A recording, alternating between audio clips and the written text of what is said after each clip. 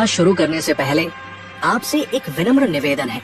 शास्त्रों में कहा गया है कि अधूरी छोड़ी गई कथा दुख और पाप का कारण बनती है, इसलिए इसे अंत तक अवश्य सुनें।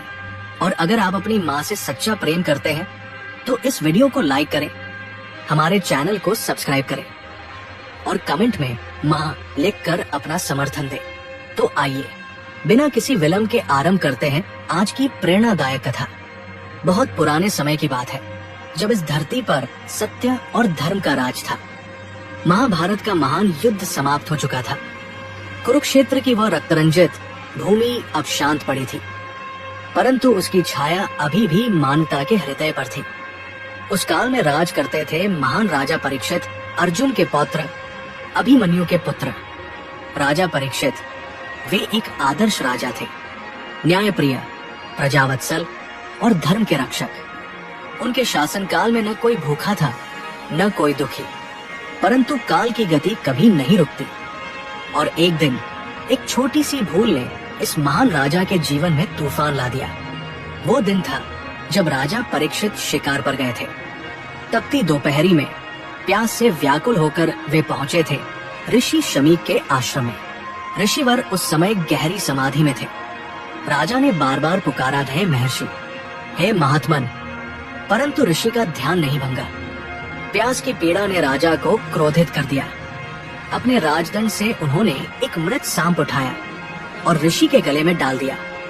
ये क्षणिक क्रोध, ये एक पल की मूर्खता राजा परीक्षित के जीवन का सबसे बड़ा पाप बन गई। जब ऋषि शमी की समाधि भंगी और उन्होंने अपने गले में मृत सर्प को देखा तो वे दुखी हो गए, परंतु उनसे भी ज्यादा क्रोधित हुआ उनका पुत्र श्रृंगी।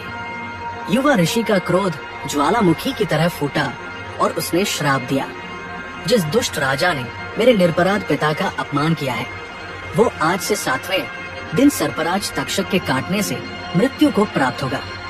श्राप की खबर जब राजा परीक्षित को मिली तो उनका हृदय पश्चाताप से भर गया। वे तुरंत ऋषि शमी के चरणों में गिर पड़े। हे महर्षि, मुझसे भयानक पाप हुआ है। मैं क्षणिक क्रोध में अपना धर्म भूल गया, कृपया मुझे क्षमा करें। ऋषि शमीक का हृदय करुणा से भर गया।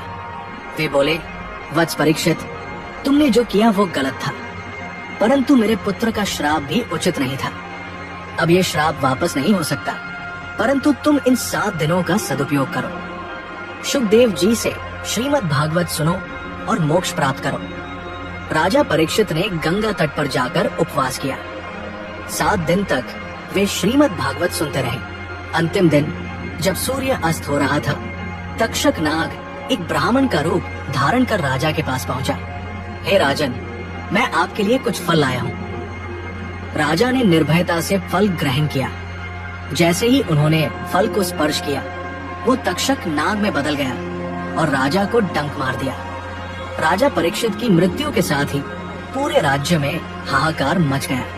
उनका पुत्र जन्मेजय राजगद्दी पर बैठा, परंतु उसके हृदय में था तक्षक के प्रति तीव्र बदले की आग। राजा जन्मेजय का शोक और क्रोध देखते ही बनता था। अपने महान पिता की ऐसी मृत्यु, ये उसके लिए असहनीय था। उसने निश्चय किया कि वो इस पृथ्वी से सभी सर्पों का नाश कर देगा। महान यज्ञशाला में जन्मेजय ने आरंभ किया सर्पसत्र यज्ञ। ये कोई साधारण यज्ञ नहीं था। इसमें थी अग्नि की भयानक शक्ति, जो सभी सर्पों को अपनी ओर खींचती थी। यज्ञ कुंड में मंत्रों की गूंज और हवन की ज्वालाओं के साथ एक के बाद एक सर्प आकर अग्नि में भस्म होने लगे। हजारों लाखों सर्प जलकर राख हो गए। छोटे बड़े, विषैले निर्विष, सभी प्रकार के सर्प यज्ञाग्नि में समाहित होने लगे। स्वर्गलोक, पाताल लोक, सभी जगह हाहाकार मच गया। नागलोक में जब ये समाचार पहुंचा तो वासुकी, शेषनाग और अन्य नागराज अत्यंत चिंतित हो गए। वे जानते थे कि यदि ये यज्ञ चलता रहा तो संपूर्ण सर्प जाति का विनाश हो जाएगा। वे ब्रह्मा जी के पास गए। ब्रह्मा जी ने कहा, ये यज्ञ तभी रुकेगा जब कोई ऐसा व्यक्ति हस्तक्षेप करेगा जिसकी आधी रक्तधारा नाग वंश की हो और आधी मानव वंश की। उस समय याद आया महर्षि जरत्कारु का। वे एक महान ऋषि थे जिन्होंने अपनी पितृऋण से मुक्ति के लिए विवाह का निश्चय किया था। उन्होंने वासुकी की बहन जरदकारु से विवाह किया था। इसी दंपत्ति के पुत्र थे आस्तिक मुनि। आस्तिक मुनि में था मानवीय संवेदना और नागवंश की करुणा दोनों। जब उन्हें सर्पसत्र यज्ञ के बारे में पता चला तो उनका हृदय पीड़ा से भर गया। वे जानते थे कि बदला किसी समस्या का समाधान नहीं है। युवा आस्तिक मुनि यज्ञशाला की ओर चले। रास्ते में उन्होंने देखा आकाश में सर्पों के झुंड यज्ञाग्नि की ओर खींचे चले जा रहे थे। उनकी व्यथा, उनकी चीख पुकार, ये दृश्य आस्तिक के हृदय को छलनी कर गया। नहीं, ये अन्याय है। प्रकृति के हर जीव का अपना स्थान है। सर्प भी इस सृष्टि का अभिन्न अंग है। मैं इसे रोकूंगा। जब आस्तिक मुनि यज्ञशाला के द्वार पर पहुंचे तो द्वारपालों ने उन्हें रोकने का प्रयास किया, परंतु एक बालक ब्राह्मण को रोकना अधर्म था। आस्तिक अंदर पहुंच गए। यज्ञशाला में भयानक दृश्य था। चारों ओर अग्नि की लपटें, मंत्रों की गर्जना और राजा जन्मेजय का क्रोध से भरा चेहरा। आस्तिक ने देखा यज्ञ कुंड में एक के बाद एक सर्प गिरकर जल रहे थे। महाराज जन्मेजय, आस्तिक की मधुर आवाज गूंजी, आपका ये यज्ञ अत्यंत प्रभावशाली है। मैं इसकी प्रशंसा करने आया हूँ। जन्मेजय प्रसन्न हुआ। उसने कहा, हे बालक, मैं तुम्हारी प्रशंसा से प्रसन्न हूँ। मांग, क्या चाहते हो? आस्तिक मुनि ने सोचा था कि राजा वरदान देगा। उन्होंने तुरंत कहा, महाराज, मैं चाहता हूँ कि आप इस सर्प यज्ञ को तुरंत बंद कर दें। जन्मेजय का चेहरा क्रोध से लाल हो गया। क्या कहा तुमने? मैं अपने पिता के हत्यारे तक्षक से बदला लूंगा। ये यज्ञ तब तक चलेगा जब तक तक्षक इसमें नहीं जलता। आस्तिक मुनि समझ गए कि केवल तर्क से राजा का मन नहीं बदलेगा। उन्होंने अपनी माता से सुनी कहानियों को याद किया।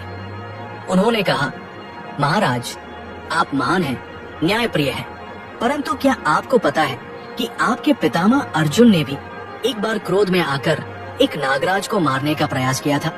जन्मेजय का ध्यान आकर्षित हुआ। आस्तिक ने आगे कहा, तब भगवान कृष्ण ने उन्हें समझाया था कि प्रकृति में हर जीव का अपना स्थान है। सर्प कीड़े मकोड़ों को खाकर किसानों की सेवा करते हैं। वे प्रकृति के सफाई कर्मी हैं। महाराज, आपके पिता की मृत्यु दुखदायी है, परंतु क्या सभी सर्पों को मारकर आप उन्हें वापस ला सकेंगे? क्या इससे आपका दुख कम हो जाएगा, या ये केवल और अधिक पाप का बोझ आपके सिर पर ला देगा? यज्ञशाला में सन्नाटा छा गया। मंत्रों की आवाज धीमी पड़ गई। अचानक यज्ञ कुंड के ऊपर एक विशाल छाया दिखाई दी। हर कोई ऊपर देखने लगा। वहाँ था तक्षक, भयानक, विशालकाय, अपनी पूरी शक्ति के साथ, परंतु वो यज्ञाग्नि की शक्ति से लड़ रहा था जो उसे अपनी ओर खींच रही थी।